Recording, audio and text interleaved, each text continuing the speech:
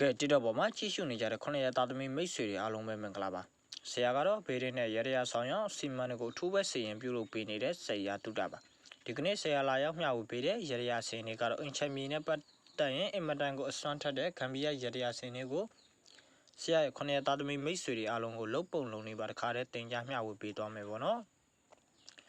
ဒီရရလေးကိုဘလို့လူမျိုးတွေလှုပ်ဆောင်တင်လဲဆိုကိုယ့်ရဲ့အင်ချမ်မီကတော့လားနဲ့ချီပြီးနှစ်နဲ့ချီပြီးတော့ကြားနေပြီယနေ့ချိန်ထိရောက်မထွက်သေးဘူးပေါ့နော်ကိုယ့်ရဲ့ကားဝယ်သူကလည်းကြိုက်တယ်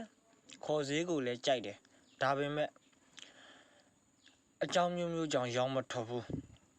ယနေ့ချိန်ထိရောက်မထွက်သေးဘူးကိုယ့်ရဲ့အင်ချမ်မီတွေခေါ်ဈေးကလည်းဝယ်သူကကြိုက်တယ်ဝယ်သူကလည်းဝယ်မယ်ပြောပြီးတော့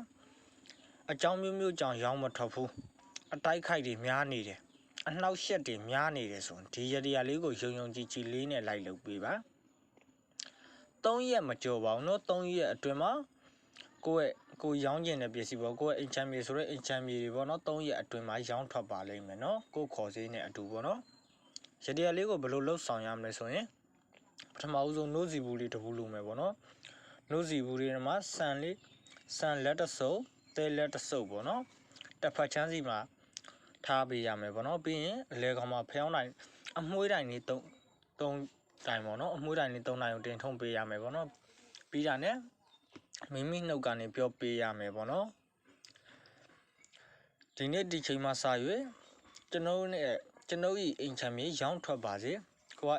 အိမ်ရောချမ်းရောင်းထွက်ခြင်းနဲ့ဆိုတော့ဒီနေ့ဒီချိန်မှာစ၍ကျွန်ုပ်ရဲ့အိမ်ချမ်းမြေတွေရောင်းထွက်ပါစေ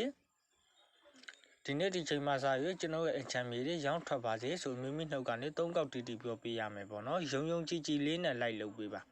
3ရက်မကြော်ပါဘူးเนาะတစ်ခါပဲလုပ်ပါ3ရက်မကြော်ပါဘူးဝယ်သူတွေပေါ်လာပါလိမ့်မယ်เนาะမိမိခေါ်စီအတိုင်းဈေးတစ်ပြားတစ်ချမ်းမှမလျော်ဘဲနဲ့ရောင်းထွက်ပါလိမ့်မယ်เนาะယုံကြည်လေးနဲ့လိုက်လုပ်ပေးပါအပေါင်းလေးနဲ့အသေးလေးပေးပြီးများလေး share ပေးသွားပါเนาะအားလုံးပဲအဆင်ပြေကြပါစေ